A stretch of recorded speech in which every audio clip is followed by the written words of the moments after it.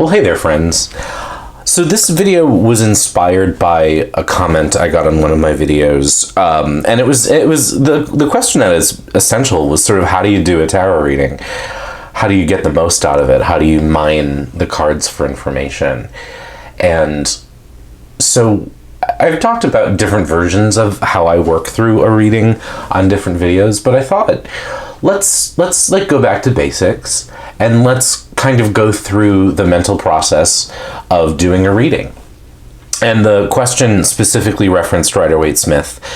So I'll start with a Rider-Waite-Smith deck, but depending on how long this takes, I'll probably go and come along and do a Pip deck too, because for me the process is really the same.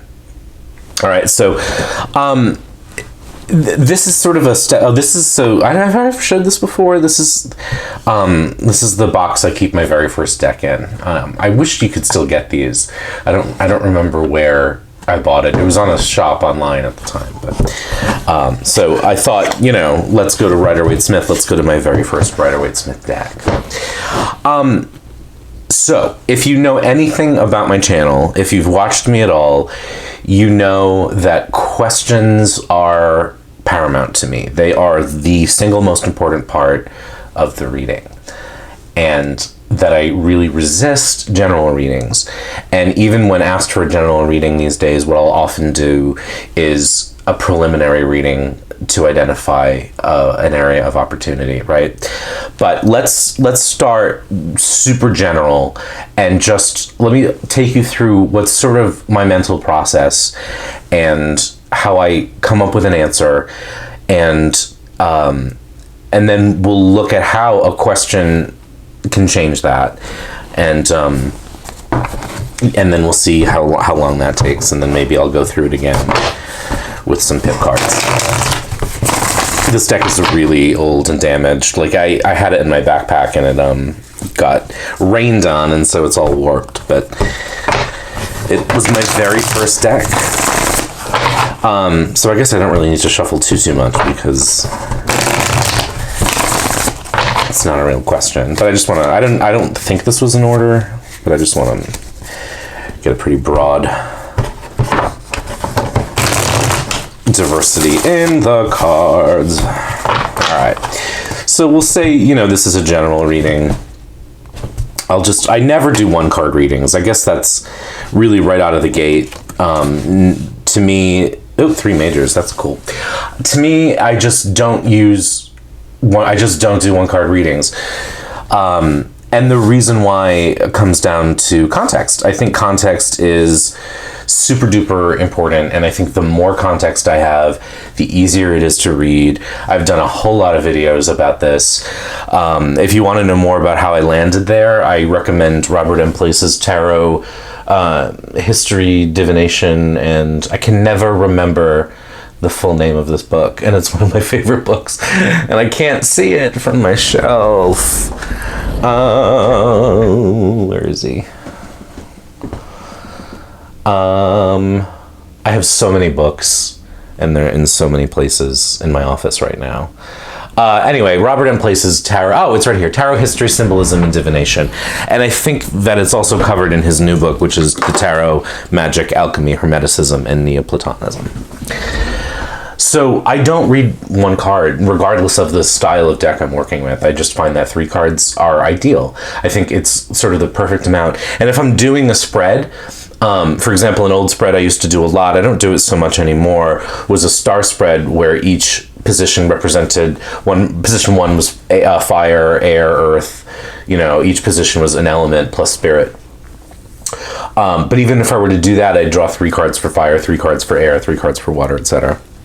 Because I find that again, it just it to me works really well, and especially in Rider-Waite-Smith, I tend to not use reversals for various reasons. All right, so this isn't a science. There are different things that are going to come up and pop out to you, but the question was, how do you get all this information out of the cards? One of the ways I do that is by not doing one card readings. Now, I'll preface that by saying when I was learning and I was reading for the Free Tarot Association or the American Tarot Association Free Networks, I did one card readings all the time, and that is how I cut my teeth. And I could mine a lot of information from it, but I just a lot of it was also guessing games based on how much context I got from the querent. So I just feel like a good neutral place to start for me is 3. So this isn't a judgment call on 1 card readings. I do have a video about how 3 card readings are easier, I think, when you're starting out than a 1 card reading. But anyway, so so the first thing, the steps that I would sort of say that you can follow to get the most out of a reading. It's a mental process, as I said. The first thing is you really want to, especially if you're reading for yourself, you really want to sweat over the question. Like, I think fixing the question in your head should take as much time, maybe even more in some cases, than the actual parsing out the card meanings. Because the better the question is, the more specific the question is, the more sure you are that the question you're asking is what you really want to know, the easier the reading is going to be, because the cards are going to have to obey the rules of the question. So I really recommend sweating over the question, really sitting with it, really living with it. You know, there is no time limit unless you're reading in an emergency, and I really wouldn't suggest reading in an emergency anyway. So, you know what I mean? Like, like live with the question for a little bit. Be comfortable that what you're asking is really what you're asking. Then what you're going to do is you're going to shuffle and you're going to lay out, and you're just going to sort of look at the cards, look at each card individually depending on how you're reading, and just but just sort of recognize what you know about what each card means. And I'd put means in quotation marks, because meaning is ephemeral. Meaning changes based on context, as we'll see, and as I talk about constantly. Then you're going to consider what strikes you visually. You know, I am not the most visual person, which is probably one reason why I was drawn to Pip decks over time, because the images often don't speak to me that loudly. They are incidental. And where I used to get tripped up a lot over the years was the idea, you know, there's a lot of talk in a lot of books about the symbolism on the cards, and I often found that I would get overwhelmed. You know, if you look at the moon, for example, you've got obviously the moon, you've got, you know, 2 different phases of the moon. You've got these little drops coming from the moon that look like the Hebrew letter Yod. You've got the wolf and the dog, and those have meanings. You've got the crawfish that is meaning water. You've got the road, the 2 towers, and that would just overwhelm me trying to. And I also felt sort of inept because I didn't have like an encyclopedic knowledge of tarot symbolism, which for me is not entirely necessary to be a good reader. So, but I do think you want to pay attention to the visual language of the cards, because they're going to give you something to play with. So you consider what strikes you visually, and then you're going to sort of consider the story of the cards. So I think an array of cards, a spread of cards, tells you a story. A little bit of a fairy tale. And this is something that I don't always do, but it can be helpful, is to just sort of detect the narrative of the cards that you've got in front of you. And then once you've kind of sat there and just sort of say, what do I know about these cards that are in front of me right now? Then you sort of bounce back to your question, if you have one, and you start editing your answer, or you start editing yourself based on the question that you're working with. Because the question is a great editor, and it's one reason why, again, when you're starting out as a reader, I think questions are so monumentally important, because the question is going to edit out the stuff that doesn't belong there. And I'll talk about what I mean in a minute. From there, you sort of bend back and forth between the story that the cards are telling you and the question, and you craft an answer. And that is a little bit of kind of repeating the same steps over and over again. All right, so we start with a question, but I did say at the beginning we're going to start with the general reading. So this is a general reading, there's no question, so that crosses step 1 out of the list. So the next thing I need to do is consider what I know about the cards and what they mean. Again, I put mean in quotation marks, right? I'm starting from square one. I'm starting from what I've learned. Excuse me.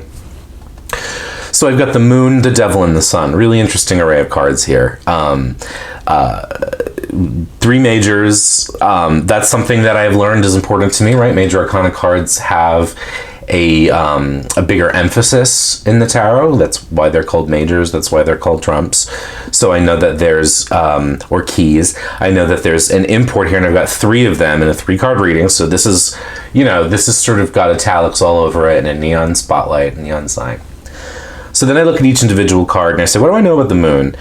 Now, over 20 years, I've developed meanings for the cards that are different than most of the books that I've developed, that I've read over the years. And I've read a lot of books. And I believe, if you enjoy reading about tarot and you sort of read a lot, I think the things that you need will eventually just sort of like internalize. You're not going to remember everything from every book. But for me, the moon represents illusion. It represents reflected light, things not being clear. It can also represent the pull of something, the attraction or draw towards something, fantasies, illusions, animal instinct, animal behavior, and then again, a lack of clarity, a lack of being able to see things quite as they are. So that's just a very baseline, that's my baseline sort of understanding of the moon after these years of reading. The devil, I have a very different relationship to than most folks. The devil doesn't necessarily start with addiction for me. Because as I talk about in other videos, I think all the cards begin from neutral. And so the devil, to me, again, there's connections between the moon and the devil, because there is an animalistic tendency there. There is a draw, there's a pull, an allure, and a darkness to that card. To me, the devil has a lot to do at its base level, at its neutral level, with sexuality, because... And I've come to make that association in part just because so many devil cards are inspired by Christian imagery, and sexuality is something that Christianity has really, I think, damaged our relationship to, and it's really fucked a lot of people up. So the devil sort of starts with our animal selves, and so I'm already getting a theme, right? Because I've got the moon and the devil. Both have very animal qualities to them. Both are sort of dark, both have elements to them that we're not necessarily allowed to talk about or give voice to during the day, parts of ourselves that we're not really allowed to admit, or the parts of ourselves we're really forced to shove down, pretend aren't there. So as I'm working through this, I start to make associations through my life, things that I'm picking up, and I'm thinking about, for example, the story of Dr. Jekyll and Mr. Hyde. And the kind of crux of the story of Dr. Jekyll and Mr. Hyde is that Dr. Jekyll thinks that people can be all one thing. He thinks that we can eradicate what he calls our dual nature, that we can eliminate the evil in us, the darkness in us. But what happens when he attempts to do that is the darkness separates and takes over. And so that story to me is actually, it's not really about good and evil, it's about the inevitability of our darker selves. And that when we try to deny or eliminate our darker selves, we force it to erupt. I guess an analogy I can think of is the idea of dieting, which is that if you say, I'm not going to eat a burger ever again, all you're going to want is a burger. You know what I mean? That dieting will do that, because so much of what diets do is extremism. Rather than finding a nutritional balance and accepting that sometimes we're going to eat sugar, we say no sugar, no carbs, whatever, and then our bodies, which need sugar, which need carbs, start to demand that we give it nothing but, because it starts to feel the absence of that thing even before there's a physical absence. So the Jekyll and Hyde story is already triggering in me here between the moon and the devil. So there's already kind of a narrative popping up here. And then what I know about the sun is that it's a spotlight. And it shines light on things. I know that the sun is hot. I know that it can burn. And I know that it is direct light as opposed to the moon's indirect light. I also know that the moon reflects the sunlight back at itself. So I'm starting to make connections now between the cards. and their connections to each other. So just scientifically, I know that the moon is reflecting the sun's light, and the fact that the sun and the moon here appear on either side of the devil, which is in complete and total darkness, is really interesting. So I'm starting to just sort of get all of the things that I've ever learned about these cards, and I'm basically telling myself what they mean. Now, depending on how I'm reading for somebody, I likely wouldn't be saying all these things out loud. What you'll find is if you reduce your anxiety, if you reduce your nerves, I'm going to sneeze. Excuse me. If you reduce, sorry, cold's still not gone. If you reduce your anxiety and you reduce your nerves as a reader, and when you start to feel the pressure of like, oh my God, what do these things mean? If you just accept, oh my God, what do those things mean? Say, okay, I know what these things mean. And you sort of comfort yourself, and then you just listen to the cards, you'll start to get these things pop up, and it actually happens really quickly. So a lot of the connections that I just made, that I talked through, it's a little bit like popcorn. I'm using a lot of metaphors today. But you throw the popcorn in the pan, you turn on the heat, it doesn't start popping right away. The heat has to sort of warm up the kernels. You get a couple pops, and then suddenly it pop, pop, pop, pop, pop. Reading is like that for me too, which is why when I'm reading for someone, I generally will tell them, I'm probably going to be silent for a few minutes as I lay out the cards just to explore. And most of the time, I don't need to be silent for that long. There are times, and still to this day, where I lay out the cards and I need to be silent for a long time because nothing's popping out to me right away. That's not a sign that I've forgotten how to read. It's a sign that there's more complex things happening here, and I'm going to have to start looking for subtler connections. This is not a subtle spread, so it's a good example at least to start with. So all of that kind of happens in my mind. I probably won't talk a whole lot about this. Some of that I might talk about the Jekyll and Hyde thing, but again, I'm trying to get an initial sense of what's happening. And remember, I don't have a question, so I don't have anything to compare it to. So I'm trying to let the reading talk to me and tell me what's happening. So then the next thing, so what I've done, there's no question to sweat over. I considered what I know about the cards and what they mean in quotation marks. Definitely got that.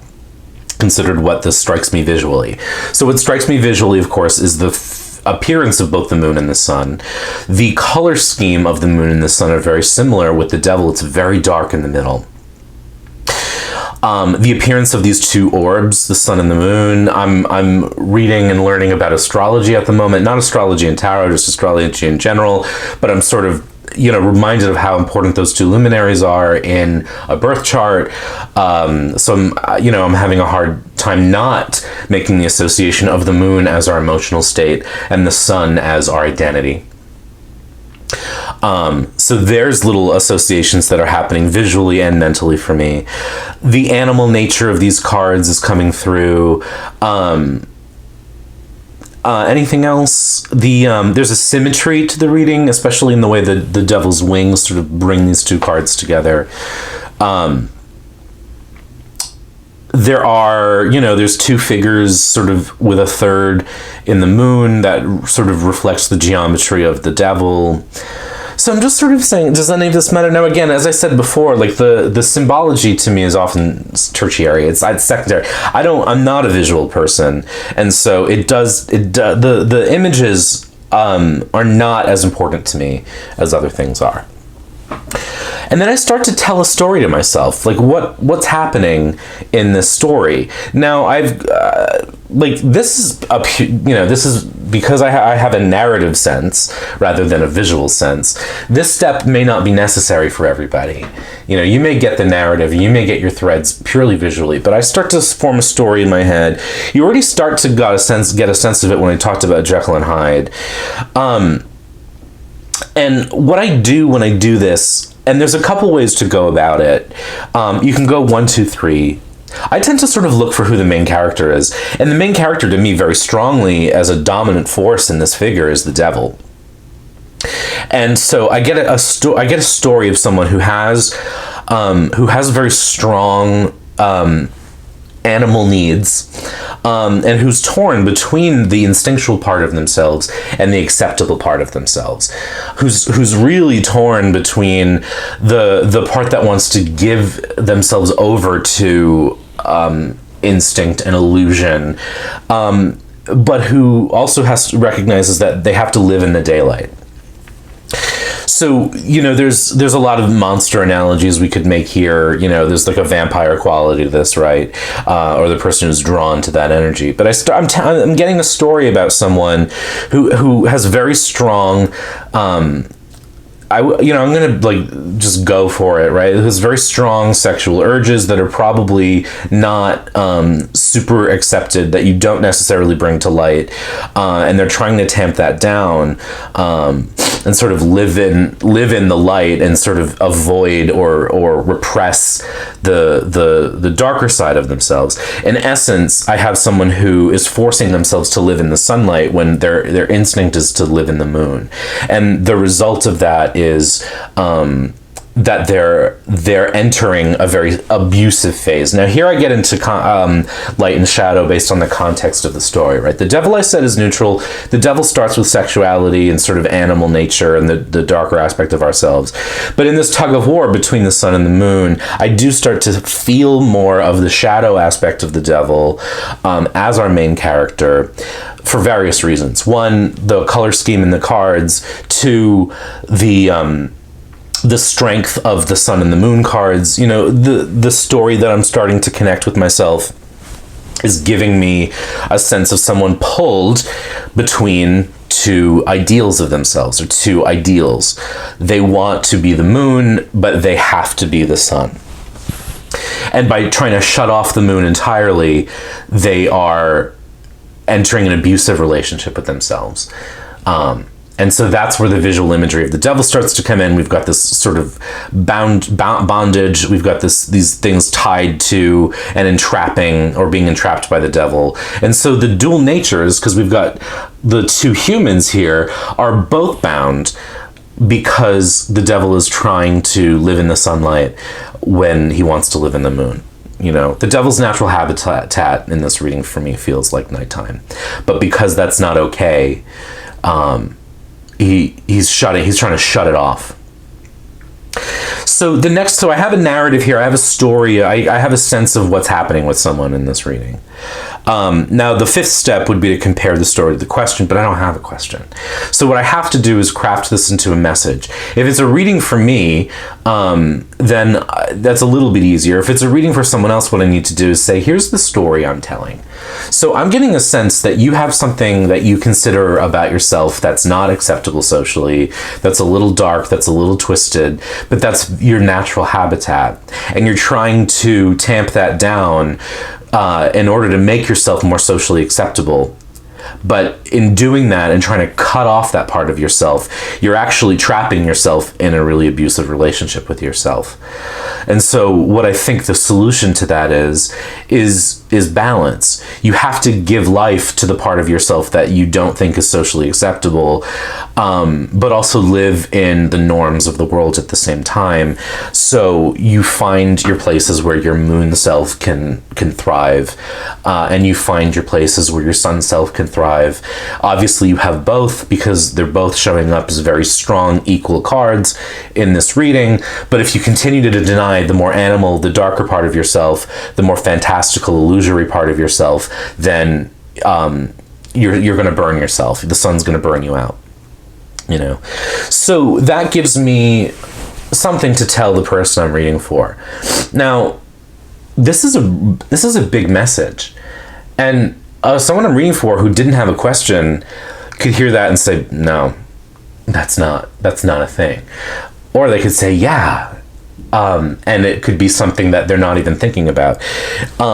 Messages like this are really, really big, and it's, again, a reason why I don't necessarily like general readings, because what is that darker thing? It's hard to be too specific unless I really know the person I'm reading for.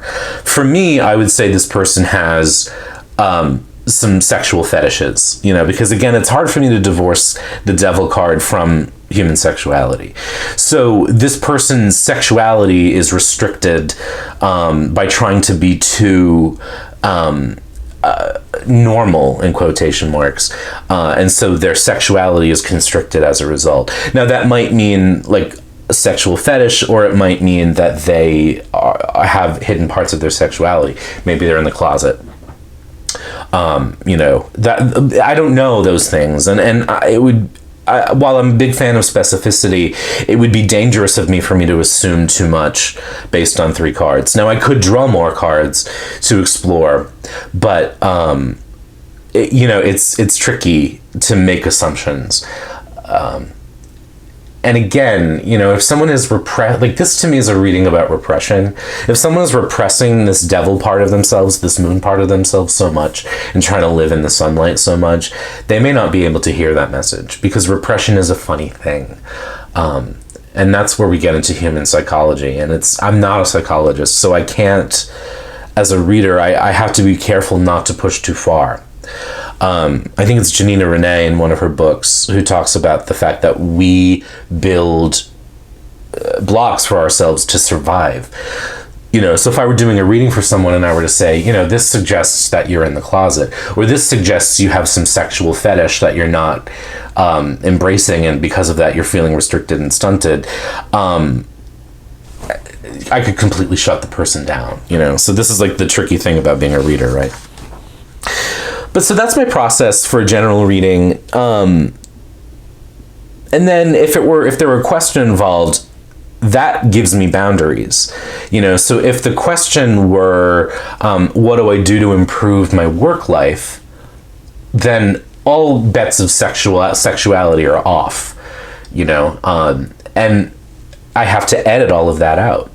So now I have to take the narrative I've developed and say, how do you improve your work life? You know what I mean? And so, I guess I could sort of say, well, maybe you should become an escort, but that probably isn't good advice. So now I have to look at the narrative I came up with and recast it in the context of how do I improve my work life. Now, knowing what this person does for work could be helpful. If, for example, they're a faith healer, that's going to give me a different answer than if they work in my field of training and learning development, right?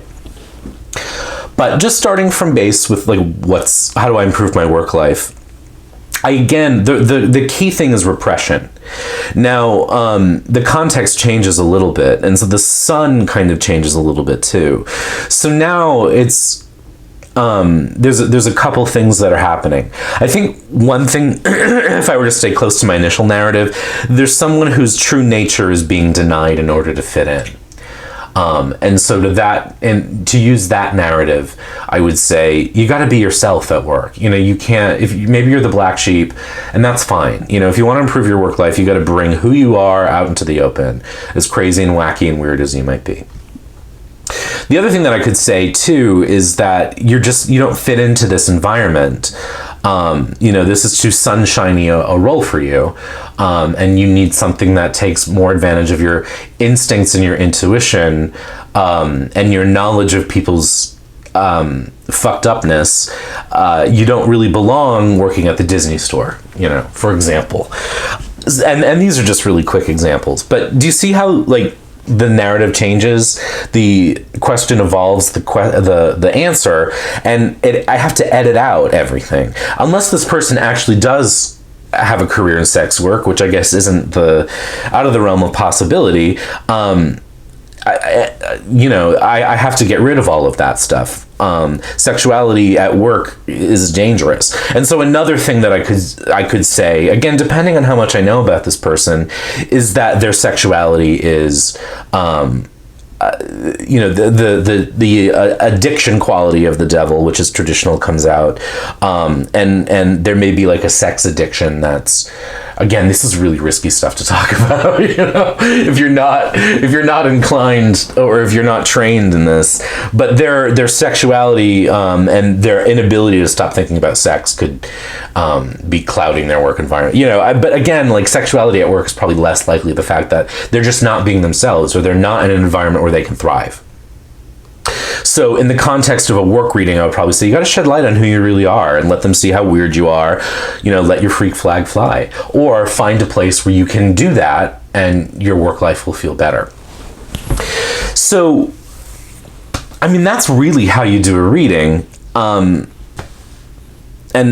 that's kind of the steps I go through. So just to kind of reassess where I went, you start over the question, that does matter, and you can see how dramatically it refined my answer when I added a question.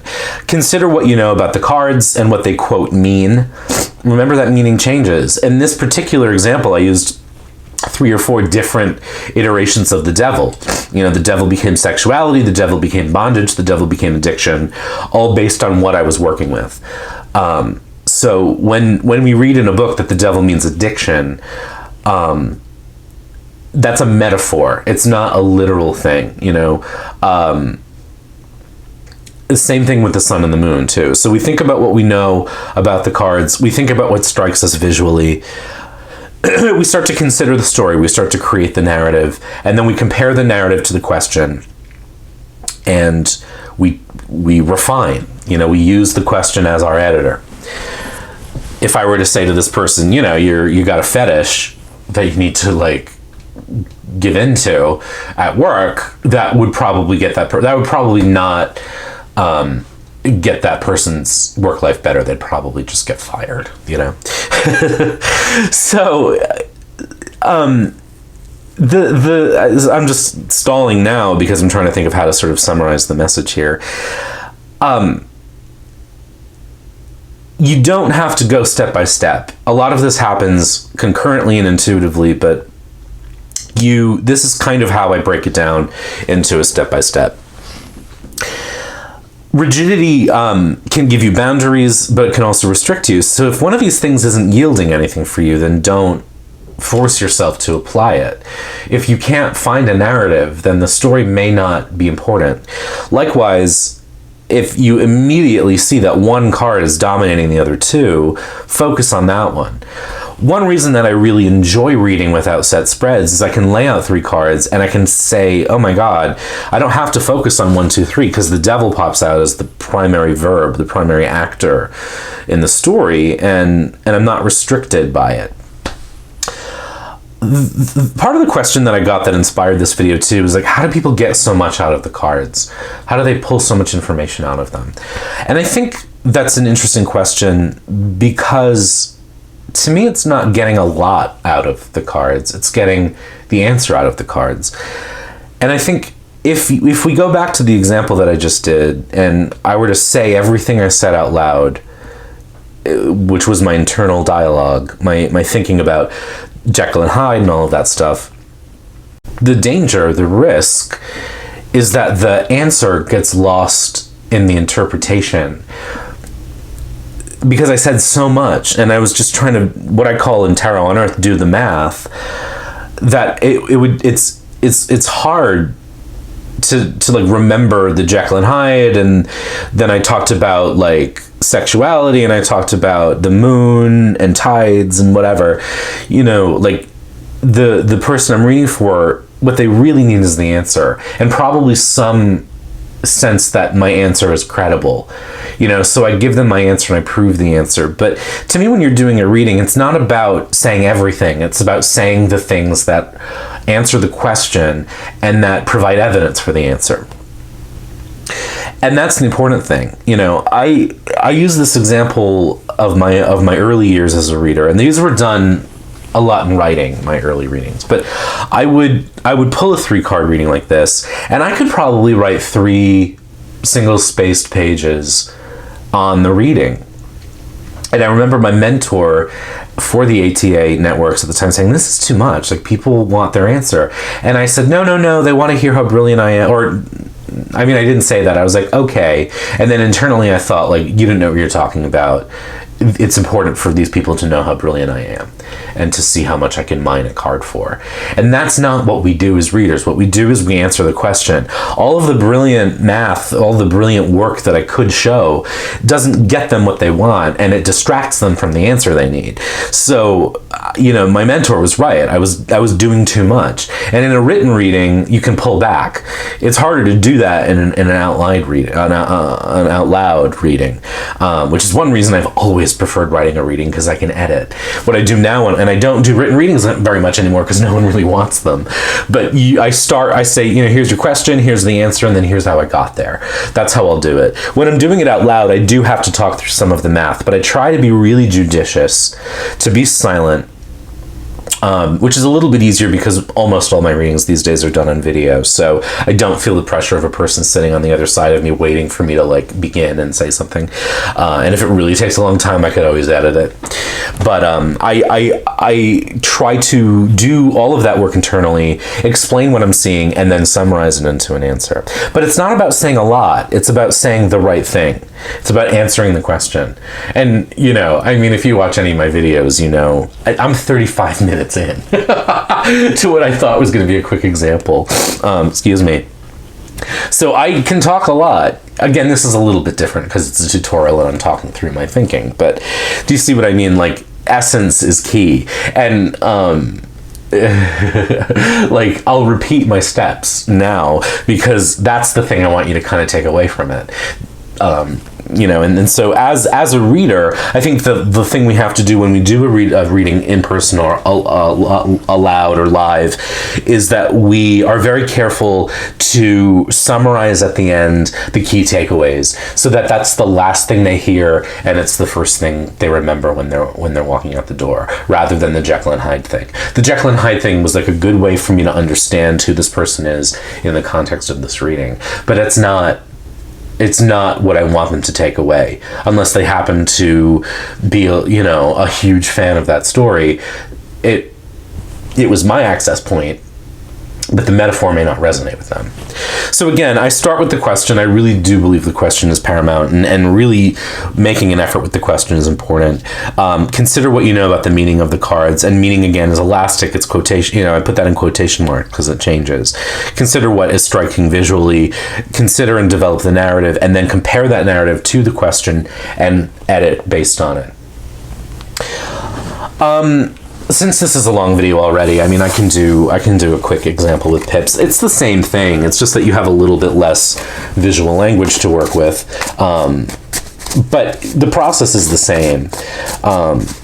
And let's just you know go with the same question in this case. You can still get a visual sense of the cards, and I'll probably get 3 pips here when I'll get the papist too. So I'm going to think about the question, how do I improve my work life? And then I think about what I know about the meanings of the cards. So I've got the 4 of Wands, I've got the Ace of Cups, and I've got the Papist or the High Priestess. So the math is the same, the work is the same.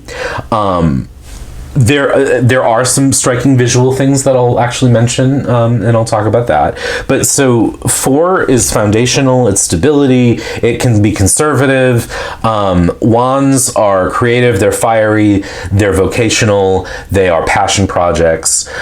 So I've got a little bit of tension here between passion, fire, and stability and conservatism. So that's an interesting little clue. I also have some conflict, some tension, because we go from fire to water, and those are kind of adversarial. So water is emotions, feelings, relationships, etc. Aces are seeds and beginnings. And then I have the Papist, one of the most difficult cards for me when I was starting out, but who I've ultimately come to realize represents being withholding, represents secrets, represents not knowing the answer. What's striking visually is the isolation on these cards. Even though there's more than one wand on this card, it has all of these cards have a very sort of isolated individual feeling. You know, there are some embellishments. The embellishments to me aren't yelling out a whole lot, but the solitude of these cards is really interesting. The straightness of them, the contained quality of them really strikes me, and the simplicity of them. So now I start to sort of tell myself a story. So I think, you know, I'm drawn to conflict between fire and foundation. To me, I feel like this person is sort of petered out in their work. And remember, the question was, how do I improve my work life? So the fire has kind of gone out, or it's just been burning so long at such a steady rate that we don't feel the passion anymore.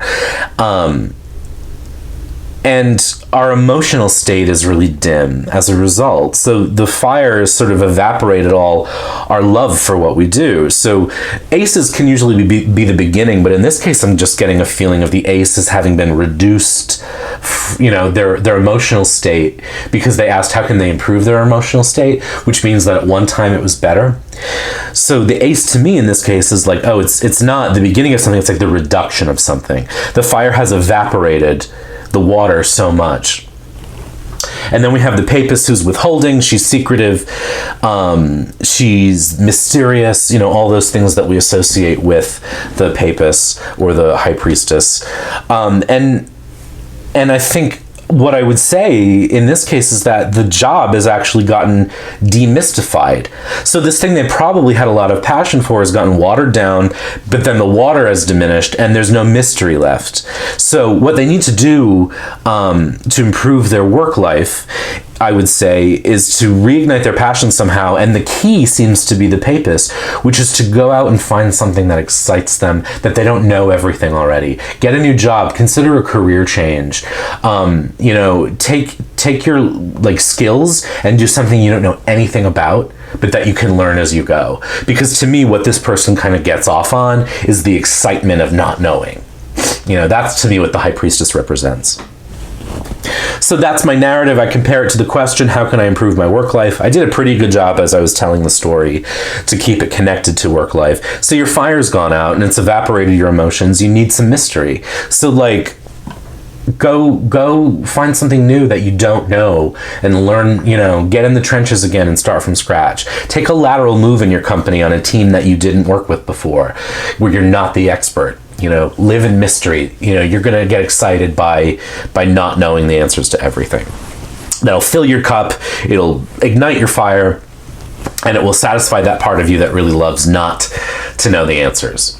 So that's what I would say about that. So again, I started with the question, considered what I knew about the cards and what they quote mean, considered what struck me visually. Now, that was a thing that really didn't come up in my answer, the isolation, the individuality here.